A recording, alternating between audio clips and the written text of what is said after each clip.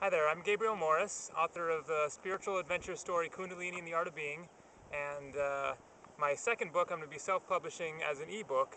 It's titled Following My Thumb, A Decade of Unabashed Wanderlust, and it's both a prequel and a sequel to Kundalini and the Art of Being. It tells of my travels throughout the 1990s, from 1990 when I went to Europe at the age of 18 to 2000 when I went to India for 5 months. And so it tells just a lot of my adventurous wanderings and bumblings and ramblings as a 20-something, hitchhiking around the U.S., hitchhiking the length of the United Kingdom from Cornwall in the south of England all the way to John Groats at the top of Scotland, and then exploring Greece, and then a few stories from Alaska,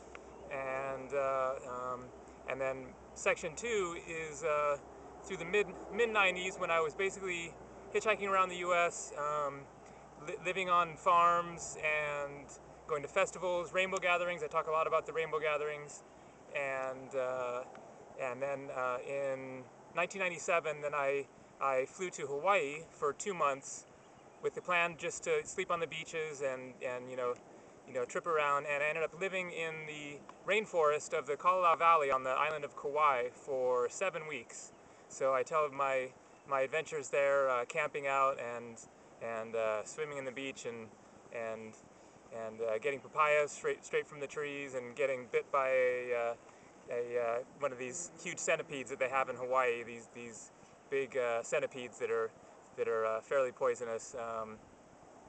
And then part 3 tells of my trips to India, which, as anyone who has ever seen pictures or heard about India knows, that it's just a rather phenomenal place and challenging, but endlessly interesting. So I tell of my 5 months traveling, quite a bit of India.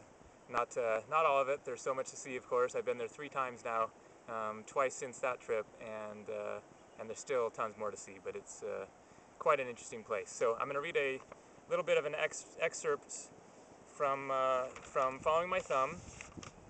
And so this is a story from India, and this is December 31st, 1999. So this is on the cusp of Y2K, and I'd been to a rainbow gathering in India, on the west coast on the Arabian Sea, just north of a little town called Gokarna, which is south of the state of Goa. Goa is a popular traveler's destination.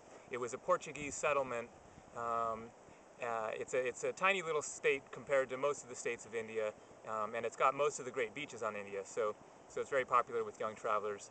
So just south of Goa is a little town called Gokarna, and I heard about a rainbow gathering that was going to be down there. So I headed down there, figured that would be a memorable event for year 2000, and went to the rainbow gathering, spent about 10 days there or so, and then it started to get a little bit crazy, just more and more people showing up. And so with a couple of Israeli guys that I met there, 2 really cool Israelis, the 3 of us decided to head out from there on December 31st, or maybe it was December 30th, and go to this other place they'd heard about, which was in the jungle, like a couple hours away by bus, heading inland. So we decided to change plans and do something a little different.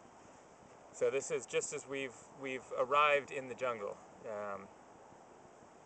As darkness was nearly upon us, we were finally deposited from the bus at the end of the road at an empty dirt parking lot, surrounded entirely by thick jungle that made the Hawaiian rainforest seem sparse by comparison. Once the bus had turned around and left us, the only sign of civilization was a little tourist hut selling juice, cookies, bottled water, and film. A trail led past the hut and into the jungle. There were no other vehicles and seemed to be no other visitors. After drinking copiously from our own water bottles, we strapped on our backpacks, waved to the bored man at the tourist hut, and then started hiking up the trail. Darkness was rapidly descending. After about an hour of uphill hiking, it was pitch black, no moon overhead, and our measly camping flashlights seemed entirely drowned out by the ominous darkness of the surrounding jungle. Right about then, we unexpectedly happened across a small, covered gazebo right by the trail, presumably a rest stop for hikers on their way to the ruins. We were going to visit a temple that we'd heard about that was kind of just in the middle of this jungle. You had to hike out to it. We decided to stop there, sit down our packs, and look around to see if we could find anywhere nearby to set up camp. If not, we figured we'd just sleep there on the hard concrete floor of the gazebo and find another spot in the morning. We split up and combed the area for a little while without finding any decent camping areas. It was thick, hilly jungle all around. Worn out, but glad to at least have found this little structure to curl up under for the night, we agreed to spread out there. One of the Israelis had a camping stove, and they both had a knack in the cooking department, unlike yours truly. We lit a few candles to hold the darkness at bay as we cooked up a filling meal of vegetables and chapati draped with tahini. It was delicious. We just hoped no creatures of the night were around who might agree. Finally, we crawled into our sleeping bags and went to sleep amidst the hum and rustle of nighttime jungle activity, hoping to heck none of it was watching us. All right, I'm going to stop that there and start another video, part 2 of this video segment. All right.